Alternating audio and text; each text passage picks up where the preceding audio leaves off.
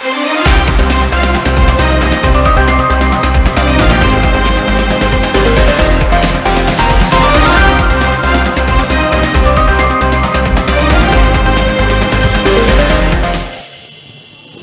tire à balles réelles dans l'est de la République démocratique du Congo. Goma est entre les mains des rebelles. On parle des Saké. Bunagana, on n'en parle plus parce que c'est depuis fort longtemps que cette entité est entre les mains des rebelles. Quelle doit être la posture et la position officielle de Kinshasa? On en parle avec Cédric Moudiantou. Il est cadre de l'AVC. Un entretien spécial co-animé avec Désiré Wemboloa. Désiré, bonjour. Bonjour. Cédric Moudiantou, bonjour. Bonjour. AVC de Didier Boudimbou, la guerre dans l'Est, elle n'est plus à décréter, elle est là dans nos murs. Quelle est votre lecture? La situation sécuritaire enlisée en République démocratique du Congo aujourd'hui, particulièrement à l'Est, c'est vrai que l'analyse est vue sous plusieurs facettes, bien entendu, aussi bien sur le plan diplomatique que sur le plan sécuritaire. Je voulais dire l'autorité de l'État, parce que ça appelle à un rapport de force, c'est vrai. Il vous souviendra récemment qu'avec l'échec de la démarche au niveau du processus de Luanda, avec le boycott du président rwandais, il était évident que l'on procède à un chantage, comme c'est le cas aujourd'hui, le M23, qui évidemment tenait à ce que les discussions avec le chef d'État Félix Tshisekedi se fassent directement avec lui, alors que lui ne voulait pas discuter avec les supplétifs du Rwanda.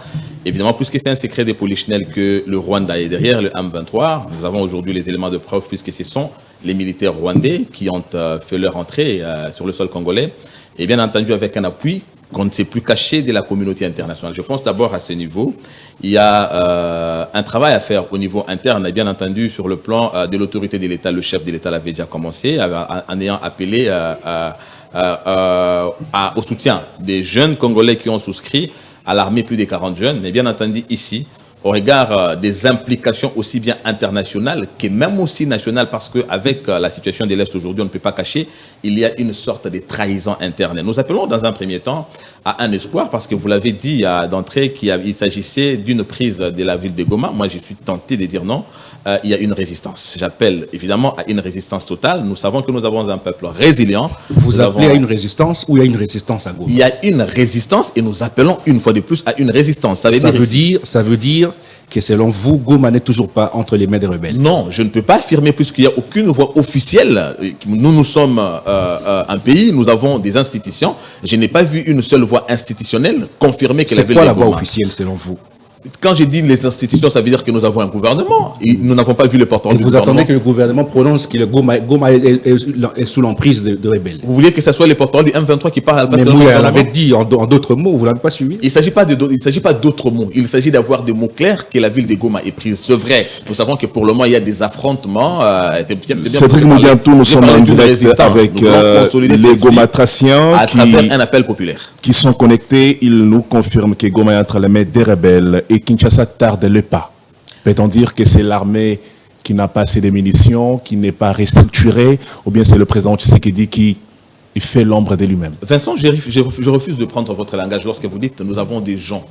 Oui. Non, mais les gens, ils ont quelle qualité? Des Gomatraciens qui vivent cette situation de près. Les familles endeuillées. On a parlé du carnage hier à Goma et ça a été confirmé. Ils ont quelle qualité pour nous dire officiellement que la ville de Goma... Il s'agit de la qualité des patriotes. Non, les faits c'est quoi? Puisque là-bas, nous avons des institutions sur place à Goma. Ces institutions n'ont pas affirmé ce que vous êtes tenté ici de nous dire, que la ville est prise. Je dois me conformer, je dois plutôt me plier à ce que vous dites ou bien à ce que ces voix-là, qui ne sont pas officielles, sont en train de dire. Je me dis jusqu'à preuve du contraire, avec beaucoup de conscience, je sais qu'il se pose maintenant une sorte de résistance. Il y a les assaillants qui sont déjà entrés, mais il y a notre armée qui est en train de faire un travail. Ce qui nous concerne, nous, c'est d'appeler à une résistance. Nous savons déjà que nous avons une armée résiliente, un peuple résistant, encore une fois, qui bénéficie d'un soutien des institutions. Il va falloir maintenant que nous nous battions. Ils nous ont voulu, évidemment, qu'on en arrive là. Puisqu'ils veulent la guerre, peut-être que c'est le moment que nous devons faire la guerre, mais ça appelle à un travail interne. Je parlais d'un appel à la mobilisation populaire, mais également d'un soutien au FRDC. C'est-à-dire que la ville de Goma est prise pour autant qu'il n'y a aucune voie institutionnelle. Nous sommes un État et l'État ne l'a pas encore dit. Je ne me permettrai pas, moi, ici, en tant que porte-parole d'un parti politique, de le dire. Ça sera vraiment, franchement, Instauration de la paix ne passera pas naturellement par la prise des armes, ce qui se voit depuis belle lurette. Il faudrait également négocier ce qui a été soulevé lors du Conseil de sécurité des Nations Unies. Cette branche qui a été une proposition de la ministre des Affaires étrangères de Kinshasa. Peut-on envisager une négociation directe avec Kigali? Le chef de l'État ne l'a jamais exclu.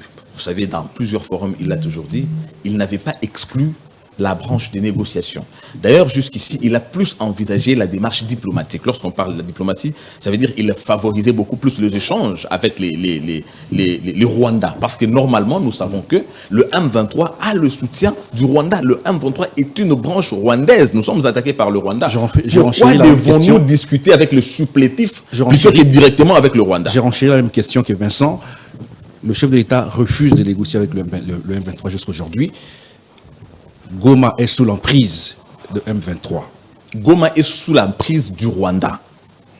Goma est sous l'emprise du Rwanda. En effet. Le Rwanda a toujours refusé de négocier directement avec le chef de l'État, avec le gouvernement congolais.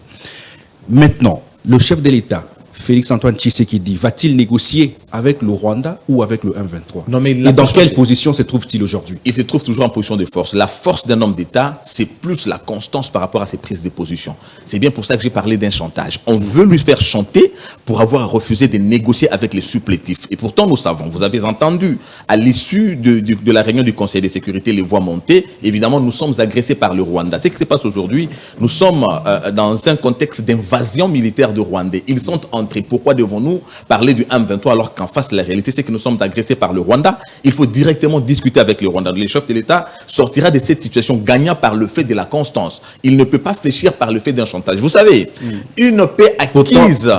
En attendant, les ennemis avancent. Une paix acquise par un dialogue comme on nous le présente là, ça sera une paix d'abord qui sera sujette à des chantages, mais également fragile, parce qu'à tout moment, ils vont toujours se replier parce que d'une manière ou d'une autre, ils vont réclamer le respect de leur cahier des charges. Nous savons tous. Le cahier des charges du M23, c'est notamment avec leur velléité expansionniste, notamment d'infiltrer nos institutions à travers ce nébuleux mécanisme de brassage et de mixage. C'est ça le cahier des charges, bien qu'en dehors, nous savons que c'est une guerre économique. Mais pourquoi pas alors c'est dresser directement derrière cet arbre qui cache la forêt? Il faudrait bien sûr que nous discutions avec le président. Maintenant, si on ne négocie pas avec le M23, quelle est la proposition que vous proposez? Parce que là, le Rwanda a toujours refusé de négocier avec le gouvernement directement. Le M23 est prêt à négocier avec le gouvernement. Et le gouvernement refuse de négocier avec le Rwanda. Quelle sera la solution? Les rapports de force s'imposent dans ces cas. Oui, mais le rapport de force, nous sommes faibles. Aujourd'hui, nous ne sommes pas faibles. Non, mais écoutez, nous ne sommes pas faibles. Goma n'est pas pris, je l'avais déjà dit ici. Nous ne sommes pas faibles pour autant. Oui, mais ça, c'est selon vous. Mais la réalité est tout autre sur le terrain. Non, vous non plus, vous n'avez pas une réalité. Vous vous encouragez, je ne m'en tiendrai pas. Vous vous encouragez avec des propos que Goma n'est pas entre les mains des rebelles, pendant que sur terrain, on a un autre son de cloche. L'autre son de cloche que vous avez, moi, je ne me permettrai pas de le prendre, c'est votre son de cloche. Je pense que les institutions de la République n'avaient jamais démenti que Bunagana était pris. Il en sera le cas si Goma aujourd'hui est pris. Pour autant que les institutions ne l'ont pas validé, ça ne sera pas Cédric Moudiantou en face de vous qui les validera. Cependant, je reconnus qu'il y a une sorte de résistance qui s'est faite au niveau de Goma pour le moment par le fait qu'il y a des parties qui sont prises par le M23. Le fait par le M23 de contrôler aujourd'hui quelques parties de Goma ne consacre pas la prise de Goma par ceci. Voilà pourquoi je dis ça appelle à une résistance aussi bien militaire qu'à une adhésion populaire. Et si nous prenons, je prends votre hypothèse. Et si Goma n'est pas tombé, admettons que Goma tombe aujourd'hui, quelle sera la position de Félix Tshisekedi qui parle de l'escarmouche à l'époque? Jusqu'aujourd'hui, la population congolaise rappelle les promesses faites par Félix Tshisekedi, d'ailleurs successivement. Quelle sera sa position? Il aurait pu prononcer un discours hier qui n'a pas pu. Qu'est-ce qu'il va encore dire aux Congolais? Écoutez, l'historien écrira que de tous les présidents qui ont précédé, de toute la succession de pouvoir en RDC, c'est pour une première fois que Kagame a en face de lui un interlocuteur. il a en face de lui un président de la République. Mais faisons quoi? Écoutez, faisons quoi? Ils ont réussi à faire chanter jusqu'à battre Mzee Laurent Désiré Kabila, notre frère.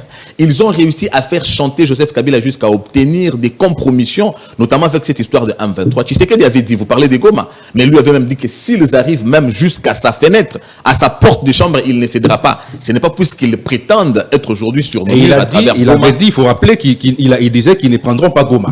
Écoutez, il avait dit, en plus Il de dit ça, qu'ils font leur blague j'étais là, en train ils de les font dire- ailleurs. Écoutez, Désiré, le chef de l'État, lorsqu'il disait à la moindre escarmouche, voilà pourquoi il fallait qu'il y ait à côté de Moïse Aaron pour interpréter le langage par le fait qu'il émettait un peu plus haut. C'est-à-dire Personne n'avait cru en son temps lorsqu'il disait qu'à la moindre escarmouche, il ferait la guerre. Il n'a même pas encore parlé. Vous avez entendu Et aujourd'hui. il fait la guerre aujourd'hui? Mais écoutez, à qui avant Tshisekedi avait fait ce qui s'est fait aujourd'hui au Rwanda, Gisenyi Mais contrôlé. on parle également- Nous avons fait ce qui ne s'est jamais passé. J'ai dit en termes de la situation sécuritaire comme il se présente aujourd'hui, il se pose obligatoirement un appel Cédric au rapport de force. Moudiantou, voici Le rapport les de force, données. c'est ce que la RDC aujourd'hui impose au Rwanda. Et par le fait que nous imposons déjà ces rapports de force, il serait vraiment malencontreux de tenter de conseiller au président de la République, par exemple, de fléchir à négocier avec le M23. Il a par contre le soutien de toute la population pour tenir tête. Vous avez vu ce qui s'est passé à Kinshasa, tout comme à Bukavu. Le peuple congolais, à la différence de l'AFDL, On qui, va- lorsqu'il on va en venait, parler. C'est a donc pu Moudiantou. avoir le soutien populaire,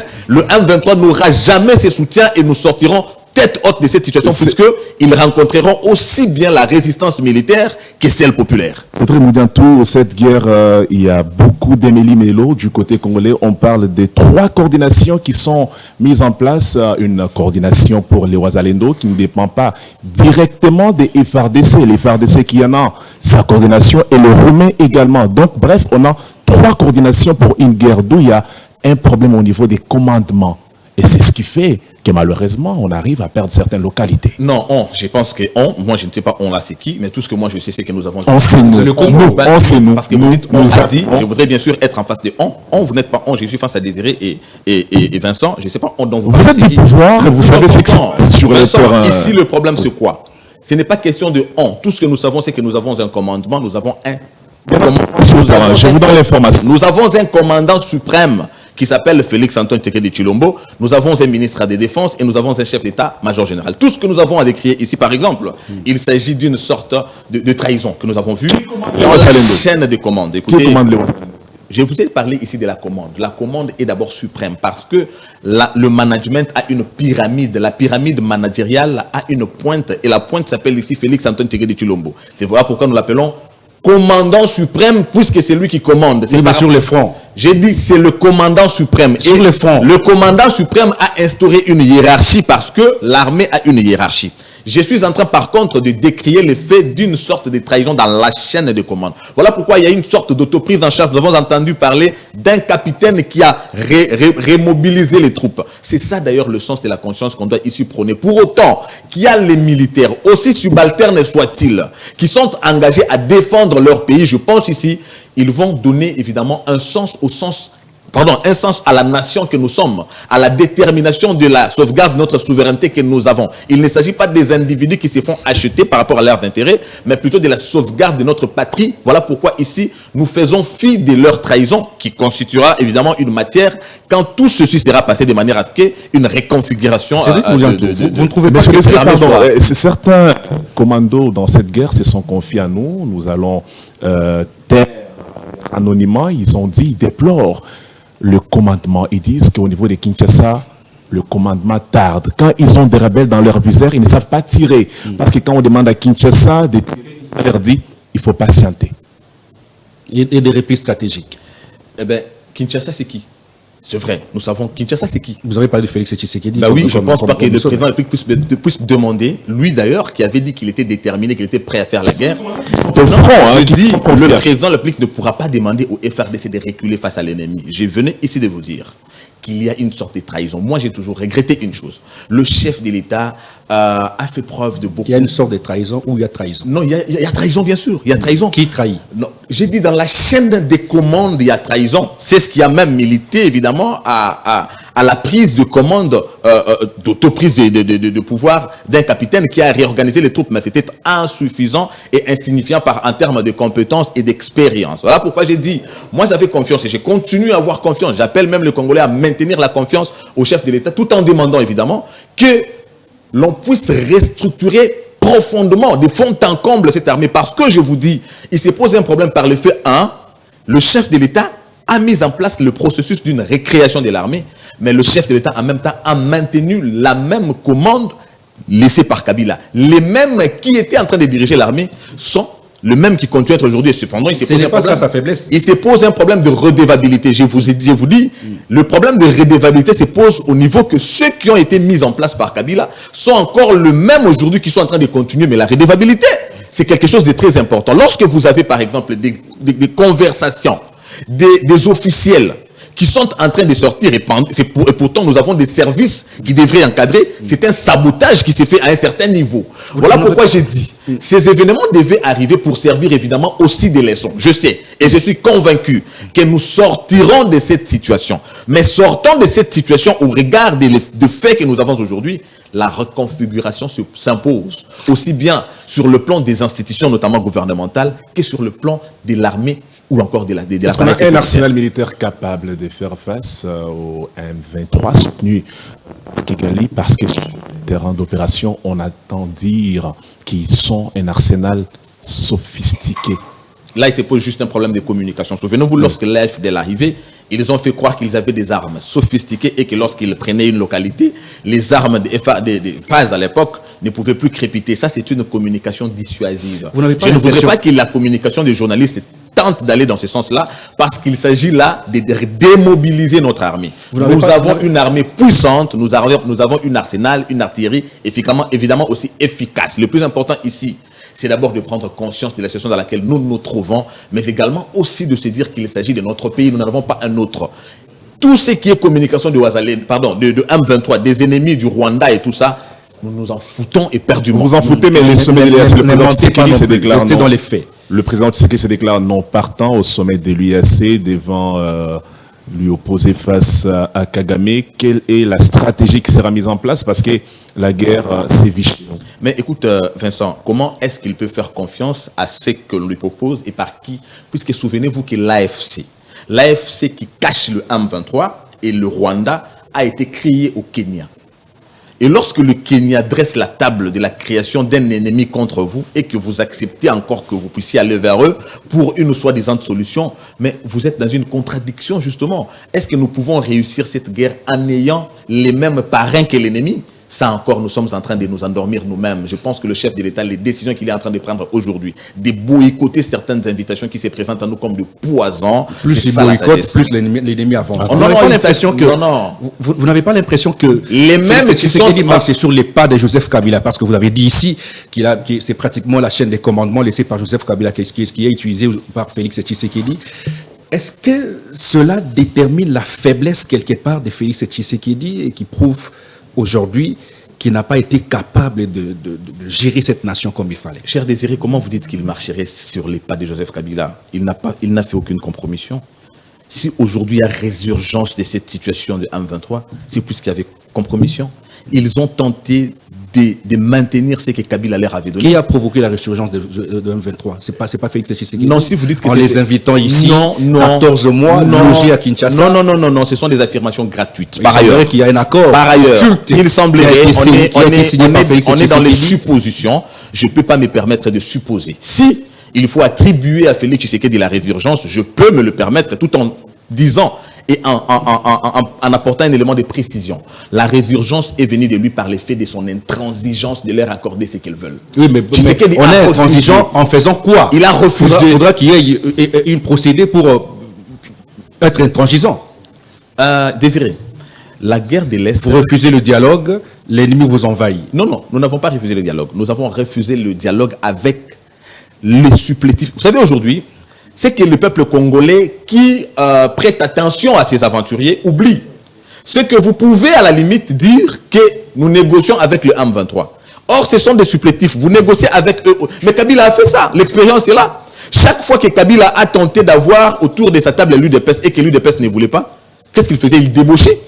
Si vous tentez aujourd'hui de négocier avec le M23, ça peut avoir la forme d'un débauchage. Le Rwanda va susciter encore un autre M23. Est-ce que dans ce processus d'insécurité, on est parti du M23? Souvenez-vous de la source. CNDP jusqu'à arriver au M23. Mais ils avancent. Vous pouvez tenter de négocier avec le M23, vous n'aurez rien fait. C'est comme si ils avancent. Lorsque vous avez le VIH, mais vous êtes en train de prendre le médicament pour calmer la diarrhée, vous perdez le temps, puisque la source est ailleurs. La source ici du VIH s'appelle Kagame. Comment voulez-vous calmer la diarrhée qui n'est que le M23? Nous n'allons pas attaquer les symptômes, nous attaquons la maladie. Voilà pourquoi le chef de l'État dit, je ne négocie pas avec les symptômes.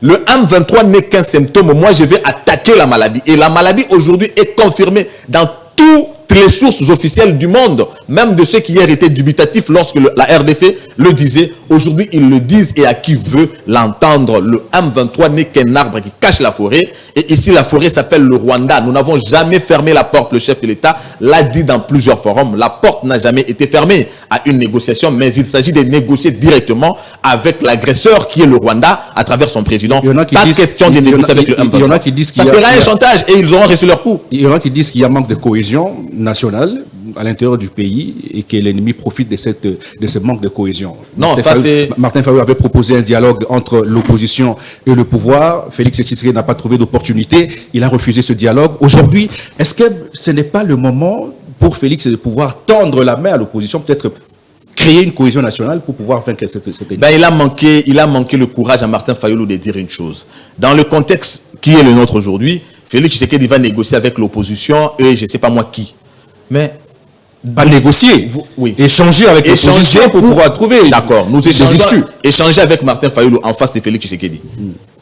Ça change quoi à Goma? Est-ce que c'est Martin Fayulu qui fait la guerre là-bas? Les Congolais doivent s'unir pour regarder dans les Congolais sont unis. Parce que ceux qui étaient hier dans la cause nationale, Vincent, ceux qui étaient hier dans la rue étaient des Congolais.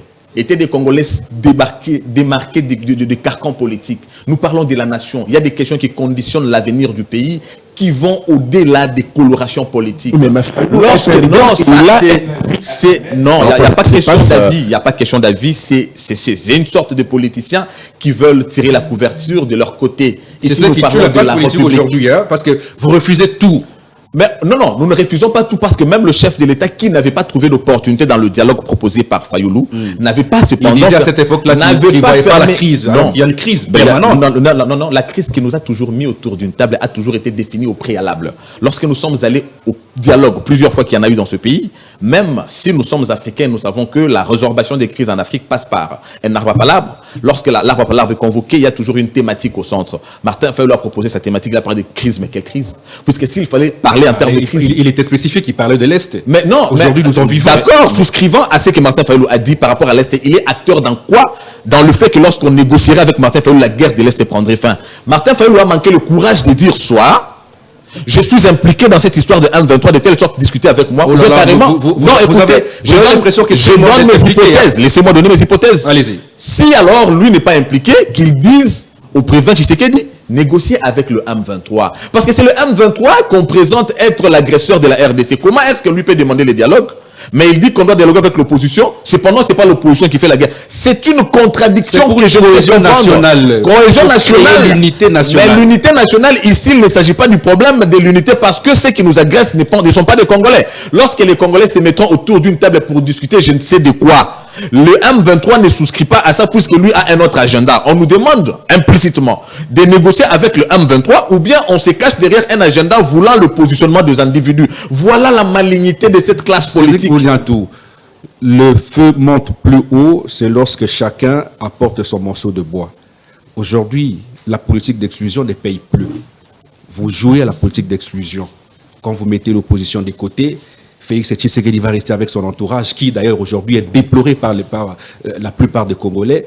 Vous ne trouvez pas que vous poussez Félix vers un mur? Mais lorsque vous dites... On a oublié de parler également de Moïse Katumbi, qui est l'un des leaders incontestables du grand Katanga, et Kabila également. Et tout le monde devrait se mettre autour d'une table. Ok, je réponds à pour apporter vous avez dit politique d'exclusion. On a exclu qui? Parce que lorsqu'on dit nous appelons à l'unité, nous appelons à la mobilisation surtout. Oui, mais par quel procédé? Écoutez, nous appelons à la mobilisation le peuple congolais.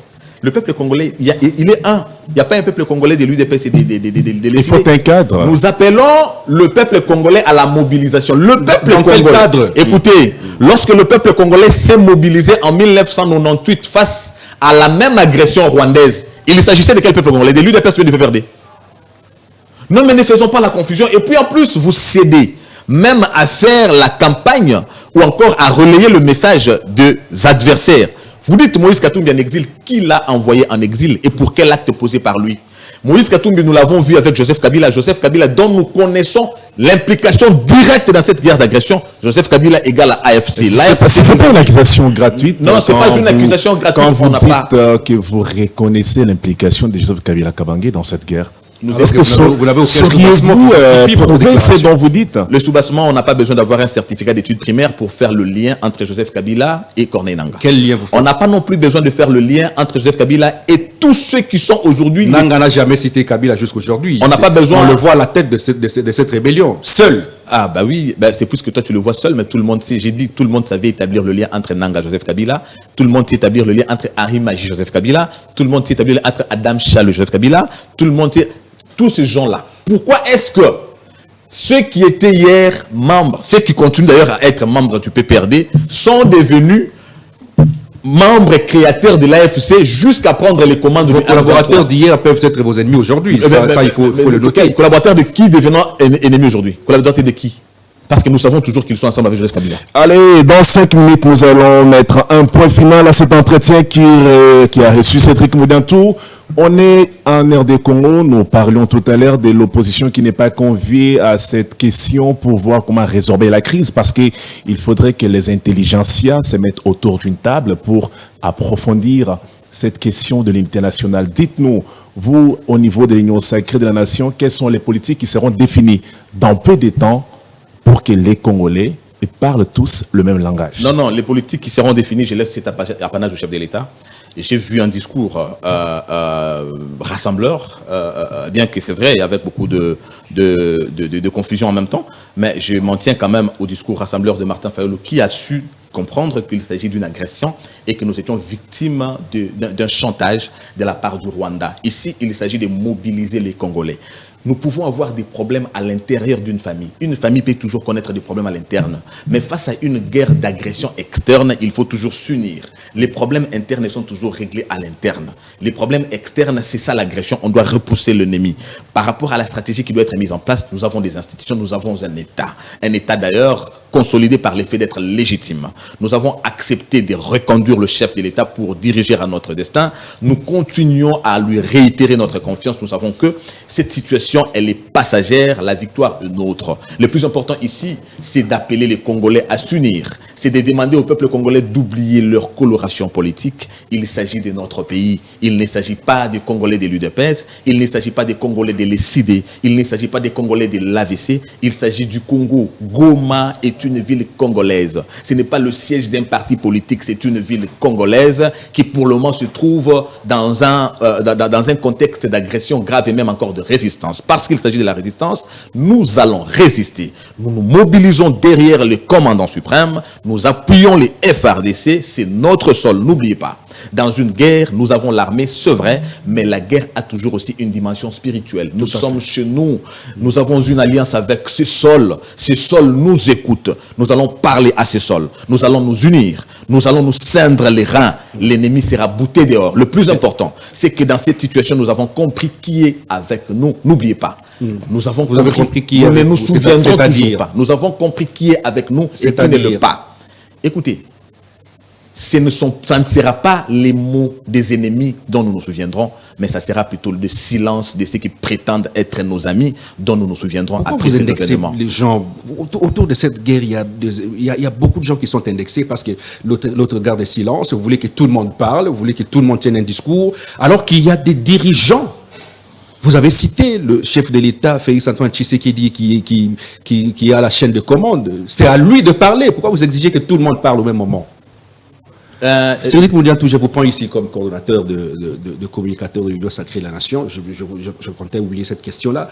Est-ce que vous avez un style de communication à adopter pendant cette période, vous en tant que coordonnateur? Très bien, merci. Le style de communication à adopter, d'abord, nous l'avons dit et nous allons le redire encore maintenant. Déjà, nous savons que même dans cette histoire, cette marmaille de communicateurs, il y a trop d'infiltrés. Les mêmes qui ont œuvré hier pour la chute des valeurs démocratiques prétendent aujourd'hui être défenseurs de Tshisekedi par l'effet que Tshisekedi se trouve au pouvoir. Et pourtant, nous savons que derrière, ils ont l'air d'agenda. Demain ou après-demain, Tshisekedi ne sera pas au pouvoir puisqu'il fera son temps. Mais ils les referont la même chose. Tshisekedi les considère parce qu'il les consulte. Non, Tshisekedi ne les considère pas. Par exemple, ceux qui sont autour de Tshisekedi font faire à Tshisekedi certaines mauvaises analyses par rapport au champ de ces opportunistes qui sont en train de crier dans les médias faisant croire à une alliance, à un amour vrai. Il ne se rend pas compte, lui, qui ne sera jamais le cas. Non, nous sommes aussi là pour interpeller. Vous savez, Lionel Messi ou Cristiano Ronaldo, tout fort qu'ils sont, ils ont toujours aussi besoin des orientations de ceux qui sont dehors. Parce que lorsqu'on est impliqué dans un jeu, on ne voit pas tout ce qui s'y passe. Voilà pourquoi nous qui sommes dehors, disons toujours au chef de l'État, faites attention. Les mêmes à qui vous faites confiance aujourd'hui sont ceux qui nous ont giflé hier lorsque nous militions pour que ces valeurs viennent aujourd'hui. Ils nous gifleront encore demain lorsque nous serons à la fin de ce mandat. Voilà pourquoi nous devons militer avec ceux qui sont fils de la maison. Dieu, créateur des cieux et de la terre, avait dit, créons l'homme à notre image. Et lorsque le monde a sombré dans le péché, il a reconquis le monde à travers son Fils unique. Alors qu'autour de lui, il a les anges et les 24 vieillards. Nous avons dit, chef de l'État, sauver cette situation, c'est le faire avec les fils idéologiques. Votre politique en tant que communicateur, en tant que coordonnateur de communicateurs. Je suis coordonnateur du collectif des communicateurs du chef de l'État. Et le seul collectif aujourd'hui crédible qui milite pour le valeur. Nous avons dit, premièrement, pas question de relayer toute communication de l'ennemi. Deuxièmement, remobiliser le peuple congolais derrière le chef de l'État et communiquer quand il le faut. Nous communiquons après que l'on se soit donné les éléments de langage tout en suivant de près la situation et son évolution. Nous n'allons pas faire comme les autres font justement pour tenter d'enchanter le chef de l'État. Le plus important pour nous, c'est d'apporter ce qu'il faut et quand il le faut, tout en se maintenant derrière le peuple congolais. Mais en disant la vérité, parce que c'est à travers la vérité que vous allez aider le chef de l'État. La vérité est factuelle, nous la vivons. La vérité, nous ne la créons pas, nous la vivons puisqu'elle est factuelle. Elle est sacrée tout de même. Nous sommes l'union sacrée, nous défendons le valeur. C'est la sacralité de cette vérité qui est l'apanage de notre combat. Voilà pourquoi nous disons, nous la mènerons sans prétention de gagner personnellement, mais notre victoire sera collective. Voilà pourquoi nous mobilisons le peuple congolais derrière le chef de l'État, derrière l'armée, derrière les valeurs républicaines, derrière la République que nous ne pouvons pas perdre. L'ensemble de notre territoire ne pourra pas partir. On ne peut pas prendre même un seul centimètre. Vous n'avez pas l'impression que Félix Tshisekedi, l'échec de Félix Tshisekedi aujourd'hui au pouvoir se justifie à travers le fait qu'il n'a pas créé sa propre classe politique. On a l'impression qu'il marche sur les pas de Joseph Kabila. C'est du blanc bonnet blanc. Vous, hier, vous aviez été avec Félix Tshisekedi à l'opposition. Certains qui sont au pouvoir aujourd'hui étaient avec Joseph Kabila. Mais on a l'impression que ce sont les mêmes qui furent avec Joseph Kabila hier qui sont avec Félix aujourd'hui. Désiré, nous sommes dans un contexte d'agression. Nous sommes dans un contexte de guerre. Vous trouvez votre enfant en train de se faire tabasser sur l'avenue par un voyou. Quelle que soit la raison, la première des choses, vous commencez par sauver l'enfant. Vous entendrez la situation après, quand il faut donner conseil, vous donnerez après. Le plus important ici, c'est d'abord de sauver l'enfant. Le pays est agressé. Nous devons d'abord sauver le pays, c'est vrai. C'est ce que vous avez dit. Le problème de ce pays aujourd'hui, le bilan du chef de l'État ne sera pas en termes d'action puisqu'il en a posé. Le bilan du chef de l'État se pose encore, c'est un problème identitaire. Nous avons un problème d'identité. Combien aujourd'hui dans le régime Tshisekedi peut se référer dans sa vision? La référence... Il n'a pas créé des petits Tshisekedi. Parce que même en Israël, on posait la question de qui êtes-vous fils? Posons la question aujourd'hui à cette classe politique. De qui êtes-vous fils? Répondront-ils de Tshisekedi? Non.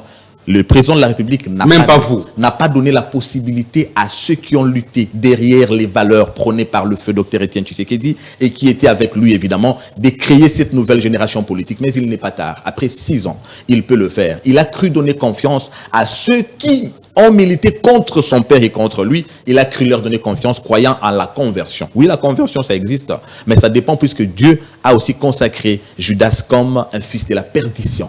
Il y a des gens qui sont appelés à la perdition. On ne fait pas confiance à ceux de la perdition. Le chef d'État doit désormais rappeler à les troupes, il doit battre à l'appel de troupes. Nous sommes là, nous sommes les Tshisekédistes. Nous avons lutté pour ces valeurs. Il y a des gens aujourd'hui qui avaient sacrifié de leur vie. Je trouve que ce n'est pas un péché de faire appel à un Valentin Moubake. Je trouve que ce n'est pas un péché de rappeler Kabound. Si ils sont dans les oubliettes. Écoutez, si quelqu'un qui était accusé de détournement des millions a été libéré et élevé. Vous parlez de qui? Je ne pense pas que le péché de Kabound serait plus grave que ça. Vous parlez de qui? Parce qu'il a lutté pour les valeurs. Vous connaissez de qui je parle. Il a été accusé et il est sorti de la prison jusqu'à être élevé de là où il est. Je ne crois pas qu'il soit plus saint que Jean-Marc Kabound. Voilà pourquoi nous nous disons, le chef de l'État, doit comprendre que l'heure est maintenant à rassembler ceux qui ont lutté. Ils sont dans ce pays. On peut accuser Diomi Ndongala de tout ce qu'on peut, mais c'est quelqu'un qui a lutté pour les valeurs, c'est quelqu'un qui a des compétences. Pourquoi ces gens aujourd'hui ne viendraient pas se liguer autour de cette vision pour l'accompagner à sa réussite? Nous sommes menacés, mais nous n'allons pas céder à cette menace puisque la victoire est nôtre. Mais cependant, nous devons tirer une leçon de cette agression par le fait de l'identité. Il se pose un problème identitaire. Le chef de l'État, effectivement, doit accéder à cela. Dernière question, M. Vincent, vous allez m'excuser. Quel est votre point de vue par rapport à tout ce qui s'est passé à Kinshasa hier? Encouragerez-vous ce que je qualifierais du voyoutisme qu'on a vécu à Kinshasa hier, ou vous trouvez que c'est tout à fait logique le comportement de Kinois sur les rues de Kinshasa? Désiré, il est vrai que c'est allé dans tous les sens, mais j'encourage. Vous savez, l'expression du ras-le-bol, lorsque ça ne va pas, on peut aller, quand on estime qu'on ne se fait pas entendre, nous avons vécu avec des sourds muets. Lorsqu'un sourd muet pense que vous ne le comprenez plus, il peut casser des choses pour que vous compreniez qu'il est déjà en colère. Et un peuple faible qui estime que la communauté internationale ne savait plus comprendre de quoi il s'agissait, il s'est exprimé de la manière dont il l'a fait. Jusqu'à piller. Le plus important, j'ai dit que c'est allé dans tous les sens, nous condamnons, mais c'était une expression qui est passée et ces puissances internationales ont compris qu'il s'agit d'un ras-le-bol. Pour moi, je m'arrête là et je pense que c'est une expression qui valait la peine. Un dernier conseil à Félix Tshisekedi qui semble oublier pratiquement les compagnons d'hier et qui marche avec les kabylistes aujourd'hui. Président de la République, je voudrais m'adresser à vous. La première des choses, je voudrais vous dire que vous avez le soutien du peuple congolais qui vous a réitéré sa confiance à plus de 70%. C'est vrai, à travers des chants des défaitistes et sceptiques qu'ils ont fait croire, ils ont tenté de faire croire au peuple congolais que ce n'était pas vous. Nous avons toujours notre confiance que c'est vous l'homme de la situation et nous croyons en cela puisque nous sortirons de cette situation. Je pense, comme le dit aussi la Bible, qu'à quelque chose malheur est bon. Cette situation, je la considère comme une pédagogie parce que nous l'avons dit. Et voilà que les faits pourront toujours parler plus fort que nous.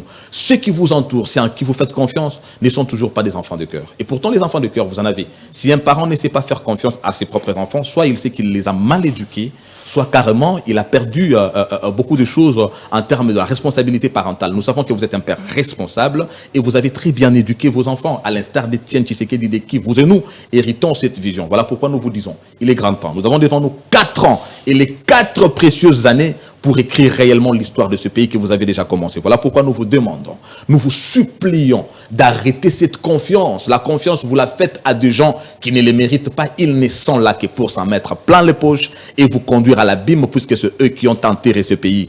Rappelez ces enfants de cœur. Ils sont très nombreux. Au regard, évidemment, de leur engagement, en dépit de leur faiblesse manifestée, il y en a qui ont commis les mêmes horreurs à qui vous avez accordé le pardon. À combien plus forte raison devaient l'être ceux qui ont lutté avec vous? Ici, je voudrais plaider pour que vous puissiez, après ces événements, constituer une nouvelle classe politique, reconfigurer cette classe politique et évidemment faire des vraies réformes qui accompagneront votre vision puisque vous en avez. Nous avons confiance en cette vision salutaire que vous avez prouvée, qui fait changer le Congo de fond en comble et que les ennemis aujourd'hui s'élèvent pour briser cette marche de la reconstruction. Président de la République, nous avons 4 ans et nous voulons que ce soit les 4 années qui réécriront l'histoire de notre pays. C'était sa dernière prise de parole. Nous l'avons dit qu'il s'appelle Cédric Modiantou, acteur politique de la place, cadre de l'AVC, parti politique cher à Didier Boudimou. Il s'est exprimé sans sa langue dans sa poche. C'était un entretien naturellement co-animé avec Désiré Wemboloa qui était à ma droite. Merci à vous. Merci également à cette grande équipe technique qui nous a accompagnés, nos followers sur les réseaux sociaux. Merci également de nous rester fidèles. On se retrouve très prochainement pour parler du Congo. À toutes et à tous, à très vite.